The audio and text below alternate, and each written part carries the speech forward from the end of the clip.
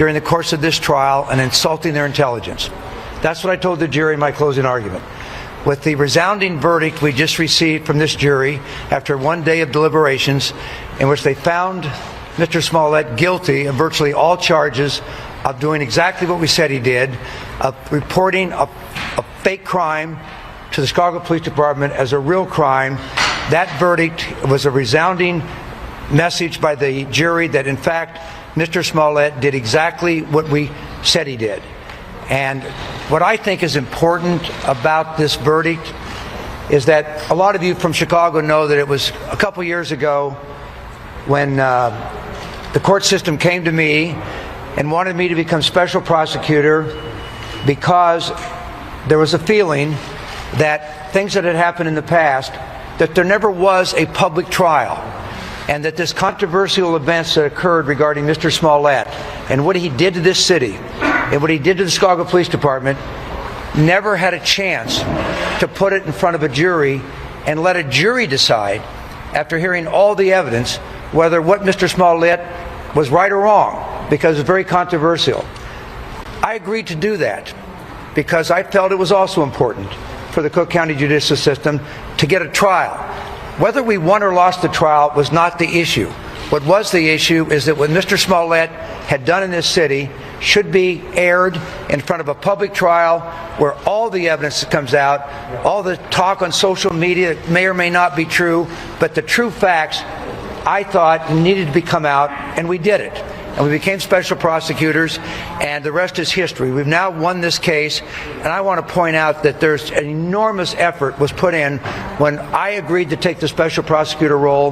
That meant that my law firm became special prosecutors, and the men and women around me right now, in the last 2.5 years, have worked so hard to develop the evidence, present it to a grand jury, go through a pandemic, wait to get a trial, which we wanted, and finally, in the last 10 days, these lawyers have had a chance to present this evidence to a jury, and we've come away with the jury agreeing that they should have heard the case, and in fact, he was guilty.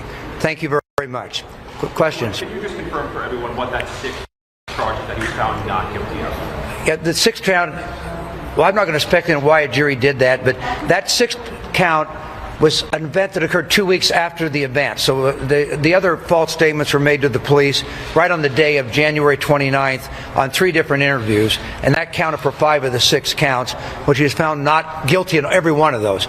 The 6th count was 2 weeks later, on February 13th, at a police station, and it may be because it was after the event. I don't know what the reason was. It wasn't that significant to our case, and has no impact on the case whatsoever. Which specific charge? Aggravated battery? It was, yeah, so the answer is yes, you're right. It was the aggravated battery, which means that there has to be a mask, and we charged that because the police officer testified that that's when Smollett told the police officer he was a mask.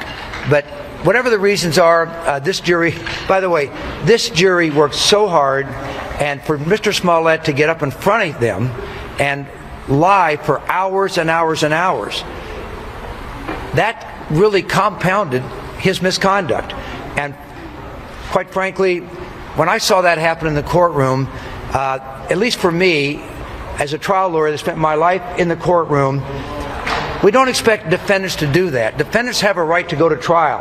Defendants have a right to argue that their case has not been proven beyond a reasonable doubt. But defendants do not have the right to go in front of a jury and lie under oath. Mr. Smollett would not have lost this case, as he did today, unless the jury found that he lied to them.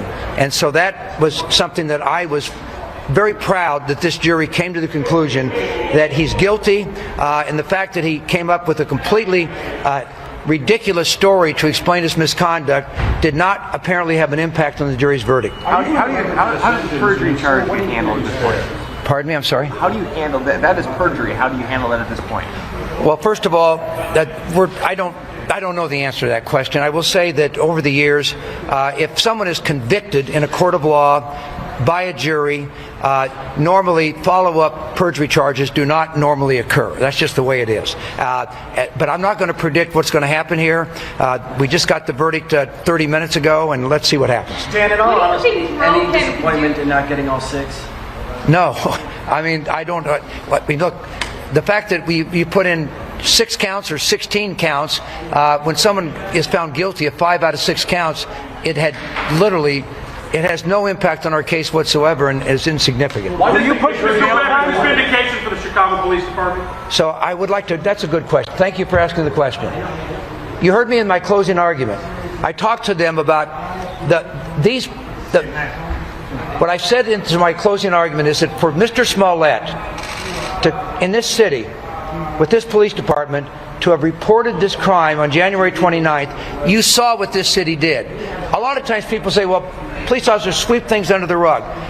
This police department responded by absolutely testifying in this trial that they took it seriously, they believed it was the victim of a crime, and they worked so hard for the next 3 weeks. You saw 26 Chicago police officers spent 3,000 hours of time costing the city well over $100,000 for a fake crime that never occurred, and by the way, a fake crime that denigrates what a real hate crime is. And to use these meanings and symbols that are so abhorrent in our society, it's clear why the police would take it seriously. And they did.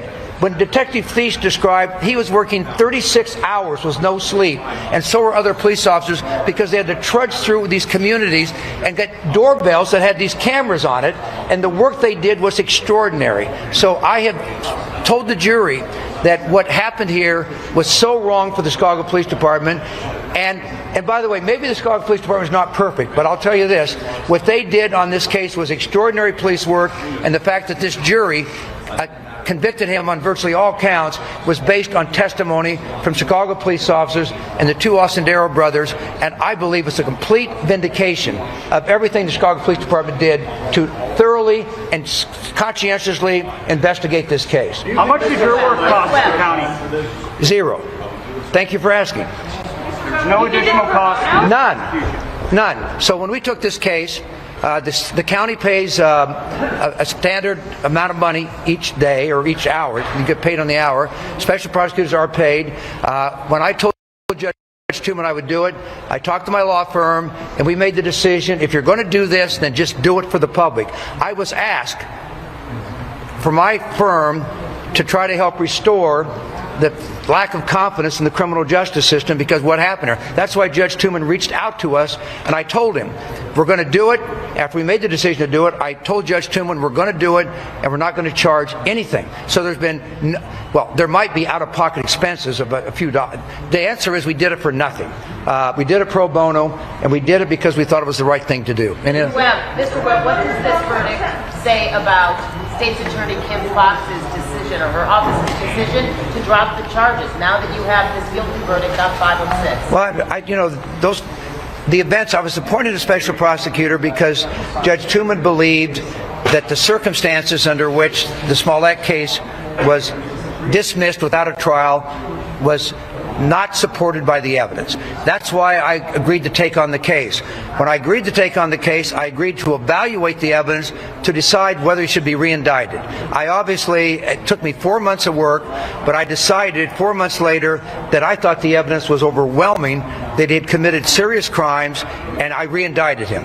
But then I had to go to trial and prove it. And my position is I wanted a public trial and let a jury decide.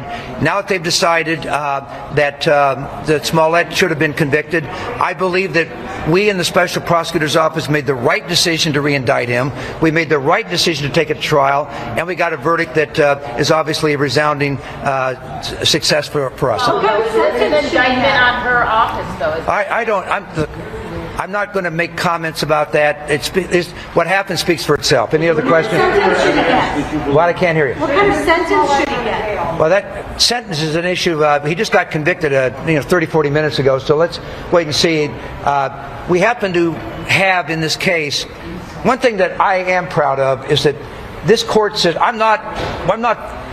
we're strangers over here at 26th Street, okay? And we came over here, and the court system has done an extraordinary job. They assigned Judge Lynn, who I didn't even know Judge Lynn before this trial, who did an extraordinary job during this trial. This trial got heated. If you all had been back in chambers for a lot of the arguments we had back and forth with each other, this was a difficult trial for any trial judge. Judge Lynn did an extraordinary job, and quite frankly, the fact that the court system kind of opened its doors to us as special prosecutor, didn't look at us as outsiders, but kind of opened the doors and said, come on over, try your case, you're going to get a fair trial, and we did. And Judge Lynn did an extraordinary job, and quite frankly, he's one of the finer judges I've had the chance to practice in front of. Is there any evidence in particular that you think stuck with this jury? Well, there's two things that I think stuck with the jury. Number one, I think my basic argument that it is ridiculous to think that Smollett left his apartment on the night of January 29th at 2 o'clock in the morning to go buy eggs. And that's his explanation for why he ended up right at that intersection, right at 2 o'clock in the morning, that the brother said is where he told them the attack should take place. So the fact that it actually happened that way, I think, was pretty profound. I also think that sometimes it's simple things. He actually rigged that rope. After that rope got put on him, I showed the picture to the jury. Pictures don't lie. Those pictures showed that he actually, after he went through this fake attack, wanted to make it look better, and he jimmied with the rope to make the noose look closer to his throat and rustled it around, because the rope you saw in the courtroom was nice and neat around his neck, because Ola Ossendero didn't have time to do much with it because a car came. And so he ran away. He left the rope next to his face. Smollett got up, put it around his neck, and then when it didn't look bad enough, he changed it, and I think that impacted the jury. That's what I think. Mr. Webb, you said that it was unexpected for him to get up on the stand and to lie and lie and lie like that. You spent your lifetime in a courtroom. What do you think was behind that? Well, I'm not going to speak. I mean, well, let me say this. First of all, Mr. Smollett has a right to present any defense he wants. I just told you that I don't think that lying under oath is acceptable for a defendant. Defendants have a right to defend themselves on the grounds that they haven't been proven beyond a reasonable doubt. And they have a right to do that. I don't think they have a right to go on the stand and lie under oath. And so it happened, and